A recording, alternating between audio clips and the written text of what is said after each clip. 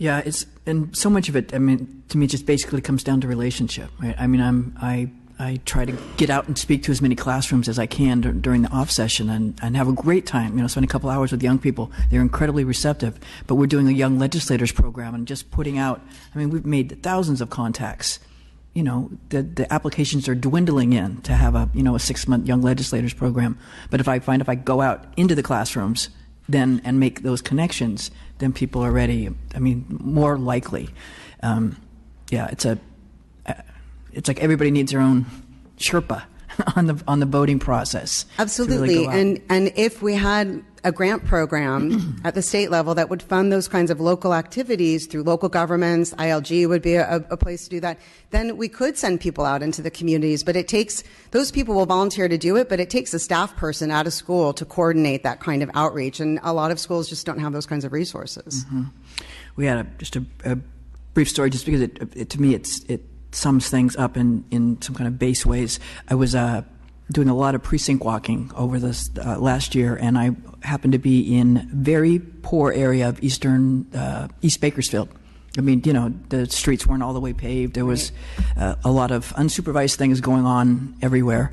But we were trying to sweep up some last folks, going out knocking on doors, and I had a young man's name, and it was a house sat back, and I could see multiple pit bulls chained and a lot going on. But I'm from Stockton. I'm brave. I walked up and he was very defensive. I found the young man, and he said, "I voted once. It didn't do any good. He used different language. I'm never going to vote again. Get out of here." And then I saw there was like 3 or 4 other young men sitting up in the middle of the afternoon drinking, and certainly not my usual Thursday afternoon. But as I'm standing there talking to them, and he had his ballot and everything, but he had no intention of voting. And so I'm standing there with him. Things are getting a little tense, and I said, "I smell weed. Do you have a weed card?" And he said very defensively, "Yeah, I got a weed card." I said, "You know why you have a weed card?" "Why?" I said, "Because somebody cared enough to vote, so your silly butt is not sitting in jail for sitting up here smoking some weed in the middle of the day." "Huh," he said. And he voted. He filled out and did it because it made sense in his life right there. But it's like, how do we translate larger policies into people's everyday lives? I mean, it takes intentionality and a lot of direct touch. And with all due respect, you're very unique in being a politician that would reach out to those folks. As Mike Madrid will probably tell you in his comments, campaigns are really focused on concentrating on the people who are most likely to vote, and it creates this, circular problem. So Absolutely. Good for you to reach out to the people others aren't talking to. Yeah. I mean, absolutely, we have to, because otherwise it's non-representative of who we're trying to serve. Yeah. Thank you. Mr. Madrid. Thank you, Chairwoman and other members of the panel. A fantastic setup from the 3 presenters, all of whom which I completely agree with. My name is Mike Madrid. My firm is Grassroots Lab. We're a political research, consulting, and data firm. And what we try to do is take a data-based approach to what we believe are some major public policy problems. And as you know, we're working with the Latino Legislative Caucus to address what some of the challenges are, both in representation and with civic engagement, that are specifically affecting the Latino community, which is the largest ethnic group in all of California at 39%, but shows some very challenging results or outcomes as it relates to both civic engagement and voting specifically. What I want to talk to you about today is a slightly different take on from what you've heard before today, not only today, but really what I think is kind of the common vernacular with civic engagement. We believe that there are a lot of tactical and process-related solutions, many of which you've heard today, and many of which you will hear going forward. But we also don't believe that is really going to solve the enormous challenge that we face today. And what I do want to talk to you is the enormity of what some of those challenges are. I do have a presentation. Is this? That's not me.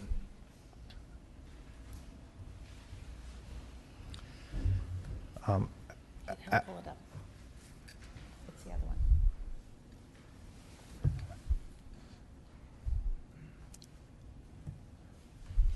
one? Perfect. Made you come all the way to hit one button? No. I think it's the one to the left of that with the blue. Yeah, that one. There we go. And as I just mentioned, again, there's a lot of discussion about everything from voter apps, which we think can be important, to the size of fonts, to universal voter registration, to all mail ballot elections. All of these, again, we think need to be pursued with a lot of energy and enthusiasm. But we also want to make it very clear what we believe the limits of those are. And again, I want to make it really clear, we're not saying that these should not be done. They should be done. But California's in the middle of some very, very, what we would call tectonic changes that need to be addressed if we're ever going to fully engage the public in this society. This graph here, and I know this will be, I think, either available in handouts or for you and other committee members, is a graph that shows, it was taken by the PPIC Institute just this last September. What this shows is that over the course of the past 15 years or so, that voter registration trends have remained remarkably stable. But voter participation, actual voting, has dropped. So it's not really a function, we would argue, of getting more people to the polls, although we think we should, and we're very supportive of the recently passed bill. I think it's a great idea. Frankly, I think it's 20 years overdue. The challenge becomes, even though that was a first step, what are the next steps that we need to take to make sure that these folks are actually voting once everybody is registered? And here's one of the challenges I think that we face. This was, again, PPIC in that same poll that showed only 2% of respondents, 2% cited process-related issues as a barrier to voter registration, and only 9% cited it as a barrier to voter participation. It's not that Californians think it's too hard or too difficult to register or even vote, and that's not my opinion. That's the opinion of Californians. Okay? Very small numbers are citing where we tend to spend an enormous amount of energy and efforts to fix the problem. 30% cite confidence in government. It's that same experience you had with that person in Bakersfield who are saying, I voted once and it didn't make a difference. It just doesn't matter. And another 24% cite a lack of interest. That's 54% of people who say they either don't have any confidence in what's going to happen or I'm just simply not interested. And I do want to talk a little bit about some of the coarseness of our discourse because I think that is adding to it. I think it's undeniable. It's hard to build trust when there's a constant barrage of attack, not only from certain groups towards the government generally, but amongst ourselves. It's just our discourse has become so distasteful that we are turning people off and people don't see that immediate result. And as a result, I think they disengage. Now, I want to be very careful with the way we've titled this because, again, it says in government we trust, but it's not designed to be an anti-government screed here. What we're really talking about is that relationship that you developed with that gentleman in Bakersfield. It's this sense of ownership, this sense of belief that if I do something for you, you'll do something for me. You'll be there when I need you to be there. There's some ownership in this bond, this interaction between people and their government, which is disappearing dramatically. And while this is a national survey, which was taken by the Pew Research Center, it showed that fewer than 3 in 10 Americans have expressed trust in the federal government. In every major national poll, this number is going up, and it's going up dramatically. And because of California's, the outcomes that we're seeing in races, there's no question that this same dynamic is driving the state of California as well. That sense, that lack of trust, that diminishing bond between the average citizen and their government is one of the major factors. We also believe that there's another very significant factor, another one of the tectonic plates, as I mentioned, and that is the economic disparity that has grown completely out of control, not just nationally, but most acutely in California. California is home to the wealthiest and the poorest people in the nation. The divide between those two groups is bigger than anywhere else in the country. And our state has the largest poverty problem, both as a percentage and in real numbers, than anywhere else in the country. And while voting and civic engagement is dropping amongst all groups at the economic ladder, it's almost collapsed entirely at the lowest rungs of our ladder. The least among us simply don't feel hope, confidence, trust. Again, I think it goes back to that same gentleman that you were talking about in Bakersfield. This graph shows from the late 60s, and I'm going to talk about Los Angeles here very briefly because this is an area which is both home to the most acute problem, I would argue, not just in voting, but civic engagement and representation challenges, but it's also the population center of the state. And if we don't pay attention to what is happening here, we're going to miss what is happening increasingly to California because the likelihood of what is going to happen, what has happened already in Los Angeles, growing to Los Angeles, growing statewide, is very, very high. This graph shows that red line there is the per capita income of the average Los Angeles County resident compared to other major metropolitan areas like San Francisco, San Jose, sorry I don't have my glasses on, New York and Boston, okay? In Los Angeles, over the course of the past 25 or 30 years, the per capita income of households has just completely dropped. This to the left is a commensurate drop in voter turnout. In fact, in 1978, then Governor Jerry Brown was reelected in a landslide election against Attorney General by the name of Evel Younger. He got about 2,122,000 votes. This is in 1978. Last year, now Governor Jerry Brown won the governorship in a landslide against Republican Neil Kashkari. In Los Angeles, he got 1.5 million votes. That's 600,000 less votes than he got 30 years ago in his reelection effort, even though the population increased by 33%. So something is happening, okay? And what, again, I would argue is that the disparity economically, and there's tons of data, it's important to keep in mind that over the past 70 years, the U.S. Census has been providing data to this effect saying that home ownership rates, poverty levels, education attainment, and income levels are directly proportionate to civic engagement and voter participation generally. We know what the problem is. That is fundamentally the major tectonic plate that needs to move to address the problems. It doesn't mean that we don't need to focus on some of those more tactical elements of how to approach and engage people, but until and unless we address this major problem, we are never going to see the type of electoral results that we saw just a generation ago, and the likelihood of it getting worse, I would argue, is greater than it is getting better at this point in time. So I'll leave you with that. Yeah, I spent most all day Saturday and Saturday night with my brother, who just paid someone to put the lights on your house, who fell off his roof, and we spent the day in trauma center in Fresno. And if you want to take a look at poverty in the Valley, spend the day in the ER and trauma center in the Valley. And that's, I mean, empathy, and I'm there with my brother, but I'm also thinking people here are disenfranchised. And I'm looking around the room, and I'm thinking, I wonder if anybody in here thinks that there are people in Sacramento worried about them and thinking about them. And there's just a huge disconnect you can palpably feel and see. And it's growing in every community in the state. I think, again, a generation ago, we were aware of poverty in the state. Now we see it every day in virtually every community. And where we do see it the most, we are seeing the least amounts of civic participation, and we're seeing the least amount of voter turnout, registration and turnout. So, again, I would commend you for even tackling this and taking it on because, look, I would argue, we talk a lot in this building about crises. Most of those crises could be resolved if this crisis were resolved.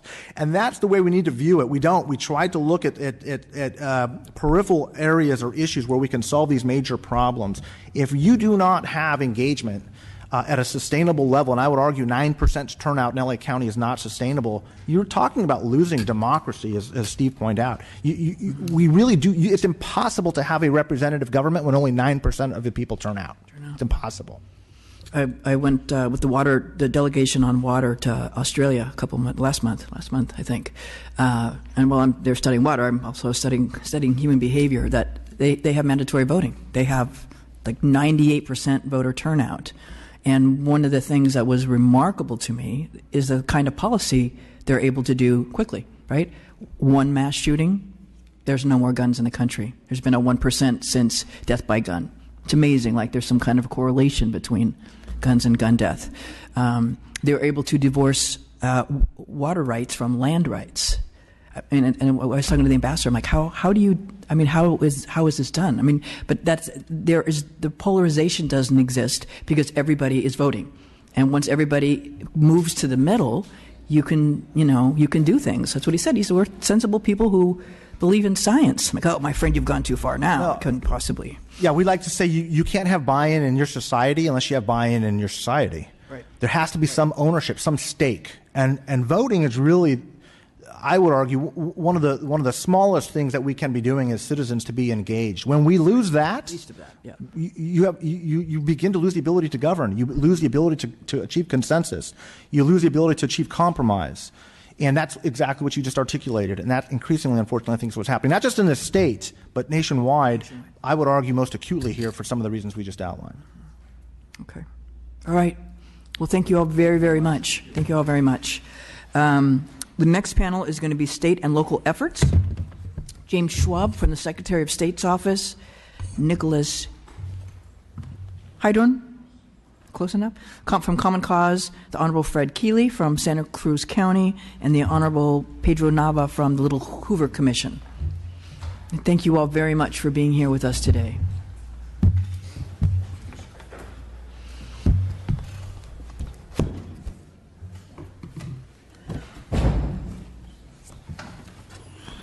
How are you?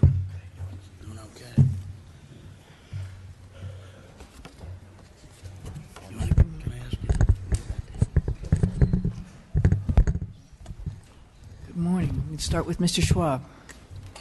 Good morning. My name is James Schwab. I'm Chief of Legislative Affairs for Secretary of State Alex Padilla. I want to thank you for inviting me to speak today on behalf of the Secretary. And thank you for your focus on civic. As California's Chief Election Official, Secretary Padilla views civic engagement through the lens of voting. How do we encourage more citizens to participate in our democracy? This last year was the worst year for voter turnout since World War II. Only 31% of eligible voters cast a ballot. In other words, 16 million eligible citizens chose not to participate in the most fundamental part of civic life. This is not a blip, but an enduring problem. Even in 2008, which is one of the highest turnouts, 10 million voters still did not vote. And disengagement is complicated. When citizens are asked why they do not participate, the answers range from "my vote doesn't matter," "politicians are corrupt," "I don't have the time," "I don't know who to vote for," and even "I forgot." Many of us have canvassed neighborhoods, as you pointed out, knocked on doors and talked to the cynical voters, and have heard the very same answers.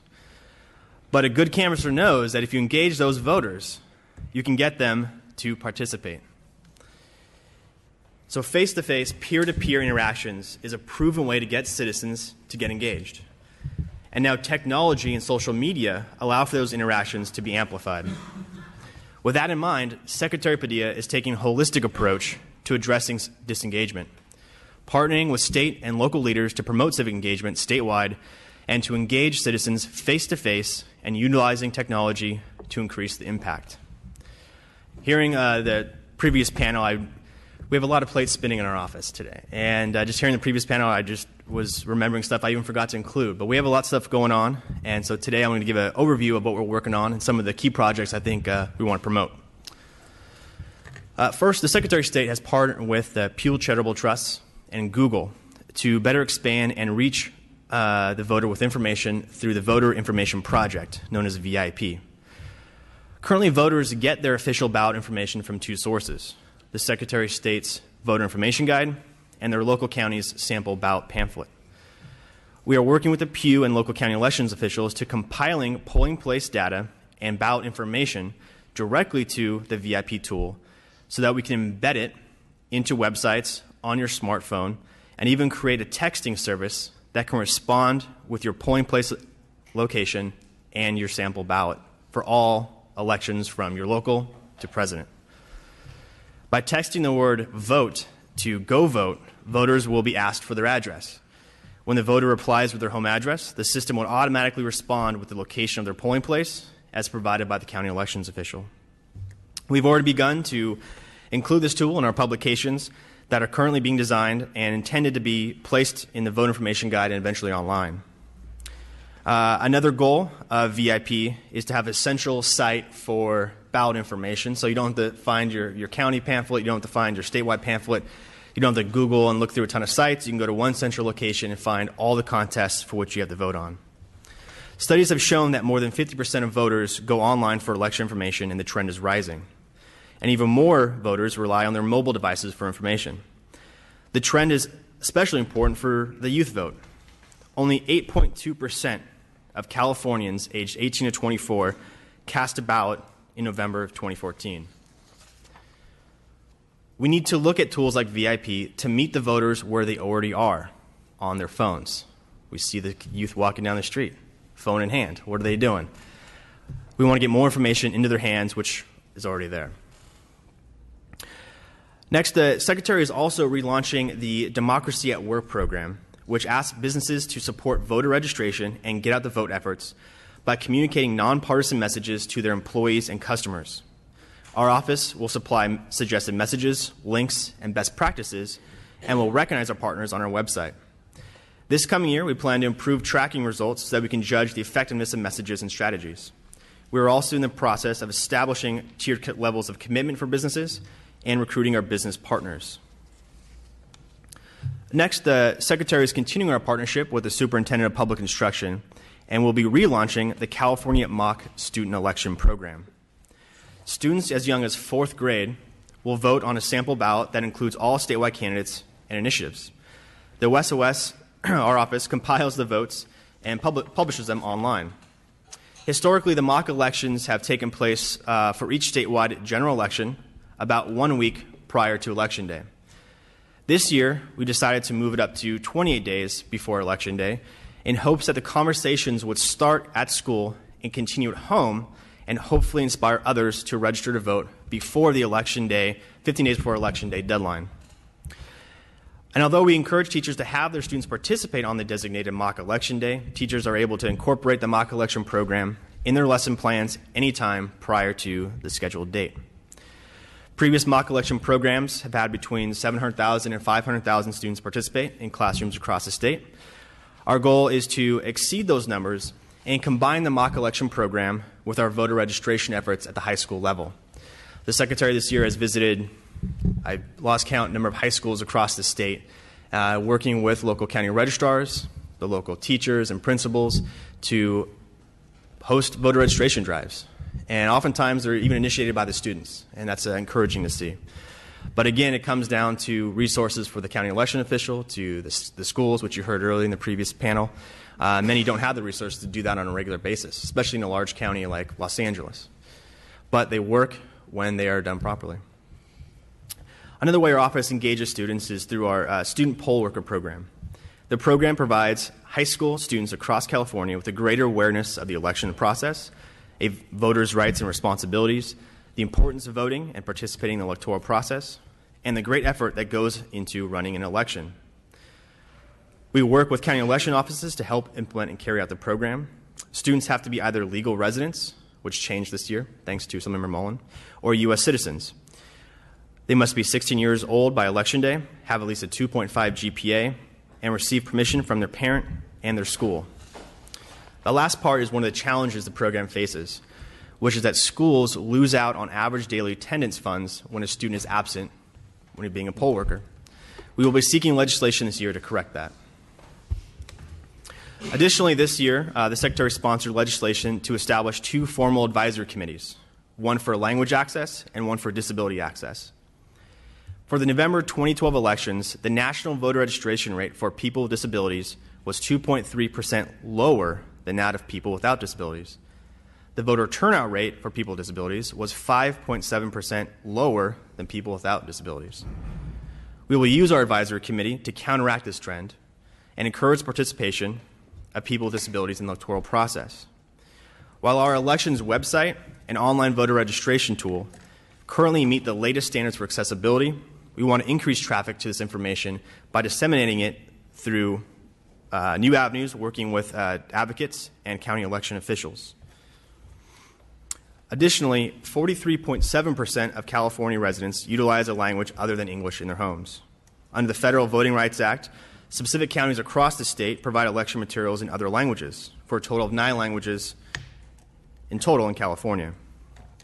The WSOS, Secretary of State, strongly believes that language should not be a barrier to voting.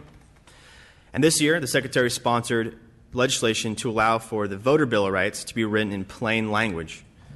Poor language choice is often a problem with election materials and can be a barrier to accurate translation and a barrier to understanding election materials and instructions. This year, we will continue that effort in partnership with the League of Women Voters to develop plain language guidelines for publications, review existing publications for compliance, and work to include plain language best practices into our other publications. Legislation may be necessary to achieve that goal.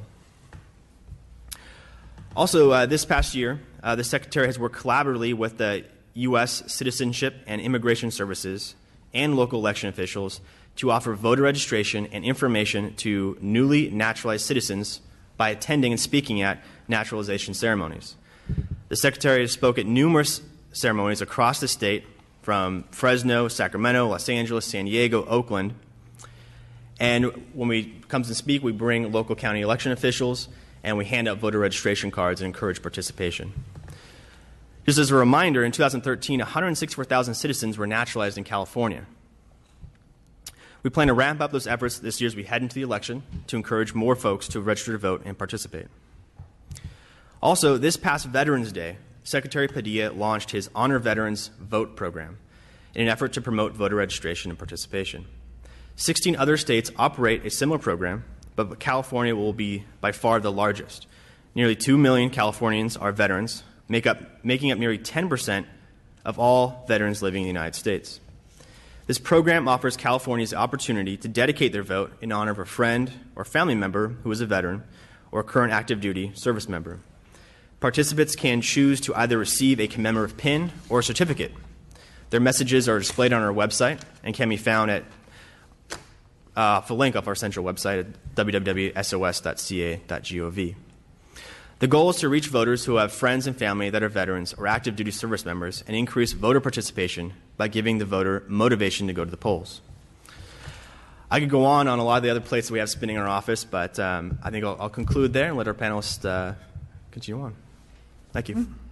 Thank you very much. You're right. A lot of plates up in the. Yeah. Okay, Mr. Herndon. Thank you, Chair Eggman. My name is Nicholas Heidorn. I'm the Legislative and Policy Counsel with California Common Cause.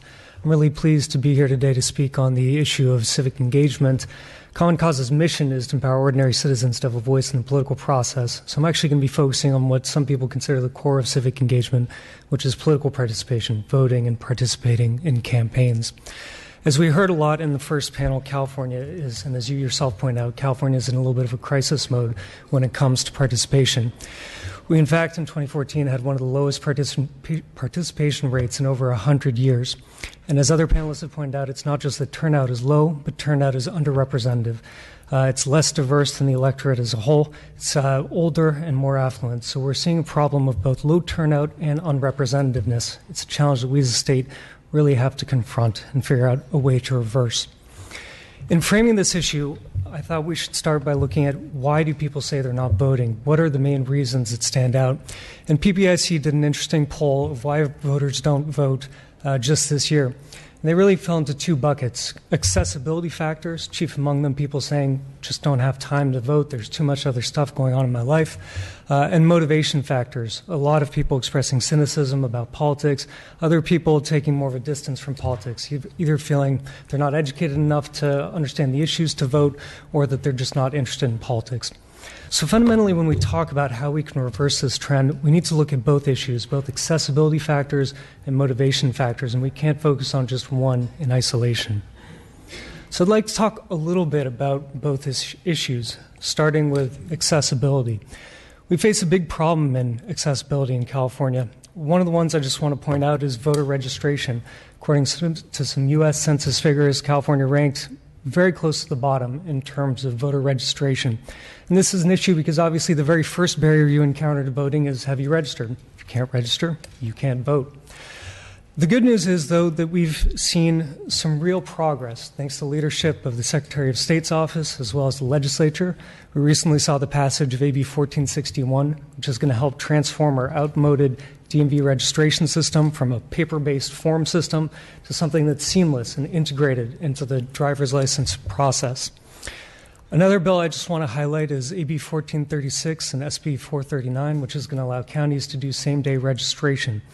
This is also something that's really important because what we know is that people are most interested in registering to vote, most interested in elections in those last 2 weeks before the election, but under current California law, that's precisely when you cannot register. We know that these types of removals of barriers to registration are important. Some studies show that states with lower registration barriers have about 10% higher turnout.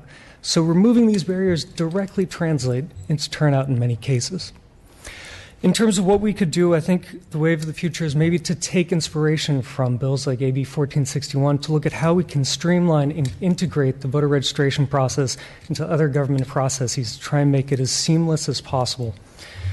And I think we need to focus that on what could be called the new voter pipeline. When we think about where new voters coming from in California, it would be people who turn 18 and suddenly become eligible to vote, or people who immigrate into California from other states or from other countries. And what we know is that that demographic tends to be the lowest voting demographic. That's because for the most part, or in many cases, they don't have any history of voting, certainly if you're under 18. So for example, young adults, 75% less likely to vote in California in 2014. New citizens, according to a U.S. Census study, this is looking at naturalized citizens, 40% less likely to vote. So one of the things that we know, though, is it's not just important to approach these voters because they're underrepresented. It's because if you can get to them at the beginning, you can help establish a habit of voting. Studies consistently show that one of the best predictors of whether you're going to vote is if you voted in the previous election. And there's at least one study showing that actually the drop-off in voting is not very large over a 10-year period. So if you can establish that habit, it tends to last. So it'd be very good to get at these voters as soon as they become eligible. So what could we consider? I think one thing that should be our goal would be universal pre-registration, or trying to get a universal pre-registration of our 18-year-olds. Try and make it so that we integrate into the school processes, perhaps through class registration, perhaps through when they take standardized testing, give them opportunities to pre-register to vote, so when they turn 18, it's like flipping a switch, and they're ready to be voters. Same thing with new citizens. It's looking at opportunities for where there are points of government contact where we can seamlessly integrate registration. Recently in the budget, a new director of immigrant affairs was created. This could be something that person could examine. What are the opportunities for this type of seamless integration?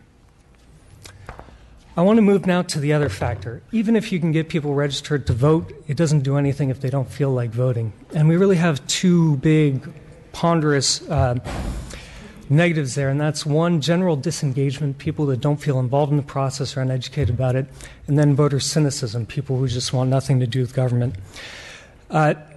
Disengagement in particular is a little bit difficult because primarily Get Out the Vote is something that's candidate driven. But if you're a candidate listening to your consultant, he's going to tell you spend your money on people who are going to actually vote. Don't waste your money on people who don't vote.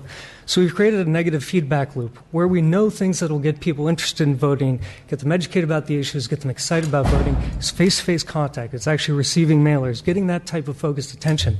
But if you don't vote, you're not going to get that attention. So it feeds itself. Santa Clara had an interesting approach that I wanted to highlight to try and undo that. The city invested about $130,000 to do its own Get Out the Vote effort, but it was really more than that. It was kind of a comprehensive wraparound approach to both voter engagement as well as civic education. So, for example, up on the screen, I've got some of the materials they sent out. Way before the election, they sent out reminders to people trying to urge them to register to vote. They tried to develop a culture where they saw certain groups weren't participating, so they sent out targeted ads saying, I vote in Santa Clara, trying to really emphasize that voting is a community responsibility. They even sent out civics guides to try and make voters more intelligent consumers of campaign materials, telling them where can you find campaign materials, information about candidates, how can you digest ads and read them critically. And finally, additional advertising trying to make the point that voting matters to counter that view of cynicism. And it wasn't just that they included links on their website. This was a real wraparound effort. This included voter registration cards and utility bills. This included direct mail, advertising, billboards, going out and going to community meetings, asking community leaders to contact their own members. It was truly an effort of making a wraparound effect. And from kind of a crude calculation, they had something on order of 27 contacts per registered voter to try and get out this message. So something quite substantial. The other thing that sets them apart that I want to touch on is that Santa Clara tried to diagnose the issue of what turns people off, what disengages them. And one of the issues they came up with was negative campaigning in Santa Clara. Now, we know that Californians generally think that there's way too much negative campaigning. And there's also some research showing that negative campaigning can turn people off from voting in the first place. So addressing this issue is something that can help political efficacy, have people feel empowered to vote and that their voices will be heard. So very quickly, what Santa Clara came up with was their Vote Ethics campaign. This was a multi-layered proposal that sent out mailers to voters trying to make the case that when they read campaign materials, they should see, are these misleading or are they truthful? They should make voting for ethical candidates a priority. This included having candidates sign a local values pledge about not doing misleading mailers. And perhaps most innovatively, it included a final word forum. This was an opportunity where any candidate that ran who felt someone did a misleading hit piece against them in the last weeks of the election had a forum dedicated the day before the election just to rebut that and highlight it. Got a lot of media attention. The idea is it serves as a deterrent from people doing misleading or false last-minute hit pieces because they'll be called to account for it. By many measures, this has been successful. They actually did polling in 2006 before the program started, where about 70% of people felt that campaigns or candidates were willing to do whatever it takes to get elected, and that had decreased to 50%, so 20% drop in only 2 years. So does this type of wraparound education work? Do we have any sense that this can be viable for other communities as a way to engage people? The preliminary evidence is that it can. Actually, Santa Clara saw almost 50% higher voter registration rates than other cities in the county when you're looking at their primary election. And also the voter turnout was almost 11% higher turnout on their down tickets, their local races, than in other jurisdictions.